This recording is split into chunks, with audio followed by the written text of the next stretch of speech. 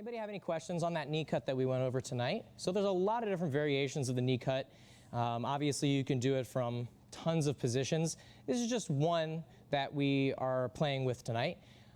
We're going to go into another pass. It's, again, one of the passes that we always use in our one-on-one program, okay? In case you don't realize, guys, we have 4 passes that we teach you in the one-on-one program. That's it. What we just did, knee cut, leg drag, X pass, and then the Toriando pass, okay? So we're going to be going over a really, really good companion to the knee cut. That is the X pass. But we're going to, again, do it from a slightly different perspective tonight, okay?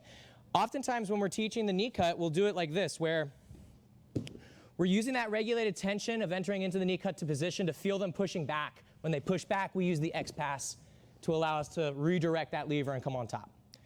What we're going to do instead, though, is we're going to start from the headquarters position, and we're going to X pass from here. So if you're unfamiliar, an X pass is a very simple guard pass. Literally all it is one of my legs in between his, and I just pull my leg out and walk around his legs. That's all an X pass is. It's probably one of the most simple guard passes, but it looks pretty crazy. It looks like, whoa, that's a beautiful movement. But again, it's a very simple guard pass. So how are we going to set this up? First things first, we need to understand the reaction that our opponent's going to give us that can sort of feed us to the X pass position. So again, I'm going to be starting off by holding the collar, holding the pants the exact same way we started when we first entered to this position. I'm not going to need to cup the leg yet. I'm just going to be cupping and grabbing the pants right here. So as I get to the headquarters position, oftentimes my opponent's going to try to use that shin to push me away. When they're starting to drive me backwards, I need to understand when to do one of two things. Either release and back out, or utilize a guard pass, such as the X pass, that can allow us to change our orientation in relation to this frame and get around their guard, okay? Whenever we encounter a frame in jiu-jitsu, we can either do what we did first, turn it into a lever, or what we're going to do now, change our body's orientation in relation to the frame. So the X pass is going to be a really good example of this. From this position, as I feel my opponent pushing back into me, I'm again going to start to lift my hips up, like we did for the X pass, from the knee cut. But now, instead of cupping and pulling this knee open like we did before, I'm going to take my right leg, lift it up behind me. I'm doing this so that I can push his knee underneath my body.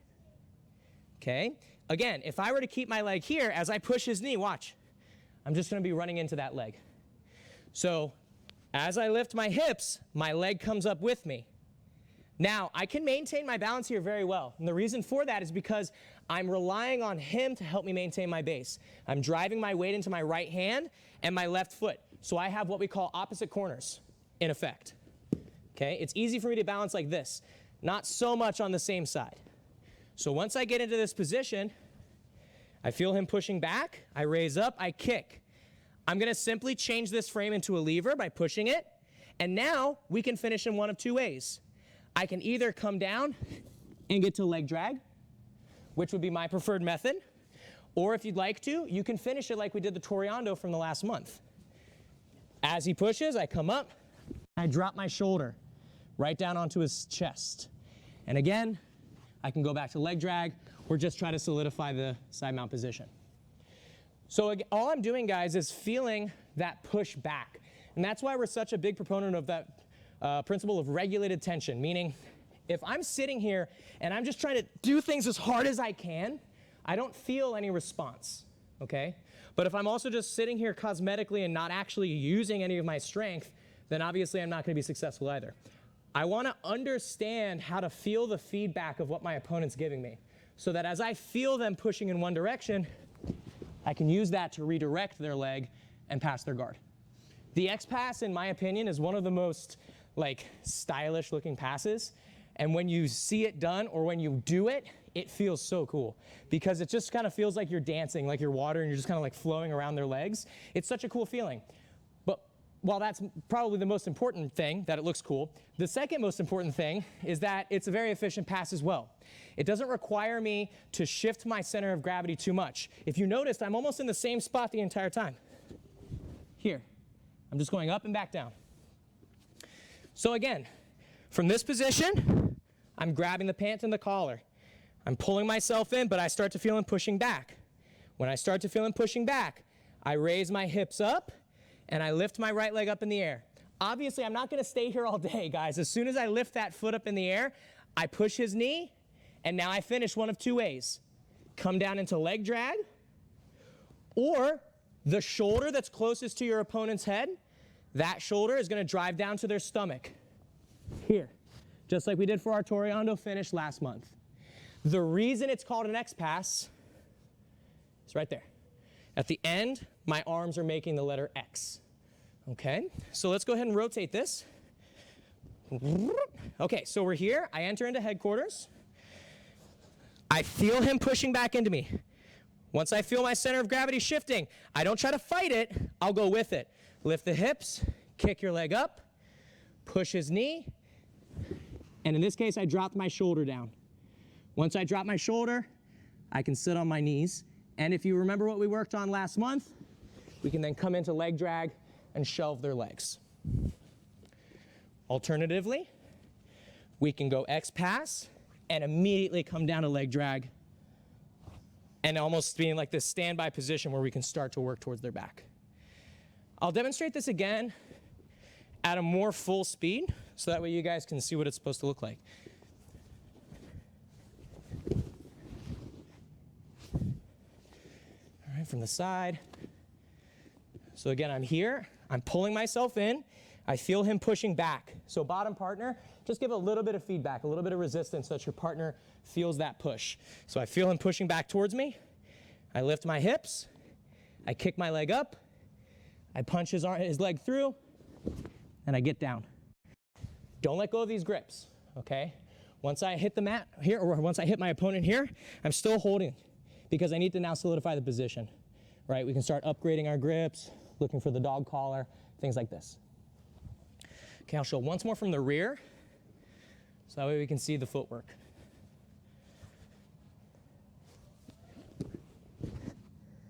Okay, very simple, guys.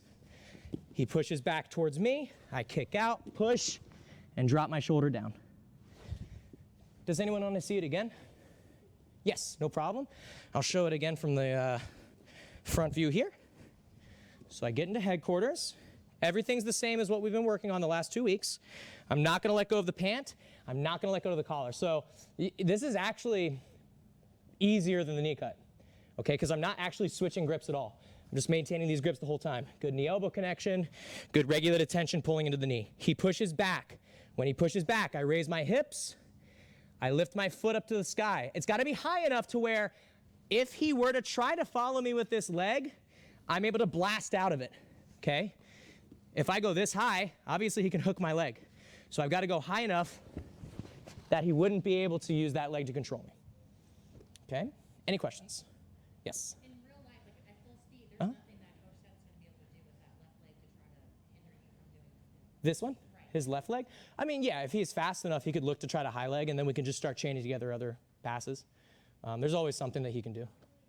All right, guys? Any other questions? So for this one in particular, I'd like you to do it 3 times each because it's a very short pass. Like it takes 2 or 3 seconds to finish the pass.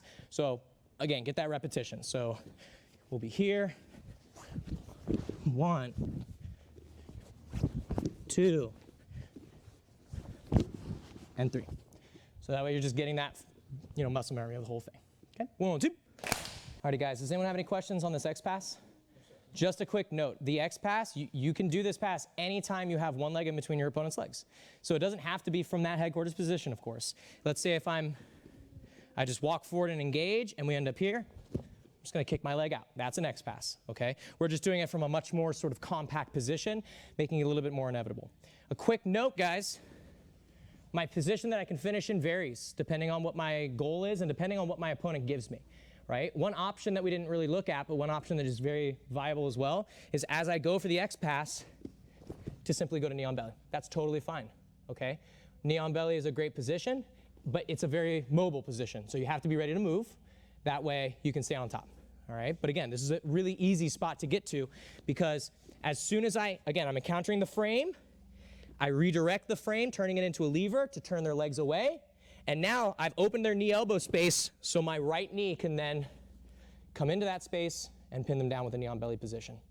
All right? We just have to remember that our concept that we're utilizing here is turning their guard into levers, turning their legs away, in turn, turning their guard away, and then controlling their hips in some capacity, whether it's with a knee on belly, eventually with a side mount, or utilizing a posture break like with the leg drag. Okay, guys? Does anybody have any questions on what we went over here with the X-Pass? Yes, sir. For sure, yeah. Once I'm here, boom, I get to knee on belly. Now I've passed the guard. My hands can now, modulate and change to whatever I need them to be, just so that I can continue threatening and attacking. This is obviously not good structure once I've landed a knee on belly, because now my arms are in this awkward X position while my body is upright. If my body's down, this is fine because my elbows can still be tight. If my arms are extended out like this is generally not good structure in jiu-jitsu. Here, this is much, much better. So if I'm upright, then I'm gonna let go. And then we're gonna be ready to do our movements like we worked on a couple weeks ago. He starts to turn in, we utilize windshield wipers, attacking the back and such. All right, guys, any other questions? We're gonna do our passing drill next. Let's get water and mouth guards and we'll come back. 1, 2.